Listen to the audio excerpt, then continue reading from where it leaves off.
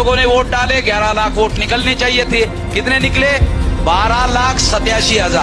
ప్రధాని మోదీ పోటీ చేసిన వారణాసి ఎంపీ స్థానంలో 11 లక్షల మంది ఓట్లు వేస్తే ఈవీఎంలో 12,87,000 ఓట్లు లెక్కించారనే ఒక వీడియో వైరల్గా మారింది. దీనిపై స్పందించిన ఎలక్షన్ కమిషన్ ఆఫ్ ఇండియా ఈ వీడియో పాతదని 2019కి సంబంధించిందని క్లారిటీ ఇచ్చింది.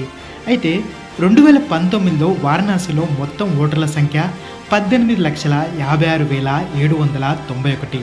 పోలైన ఓట్ల సంఖ్య 10,58,744. ఇక 2024 విషయానికి వస్తే మొత్తం ఓటర్ల సంఖ్య 19,97,578. మొత్తం పోలైన ఓట్లు 11,27,081.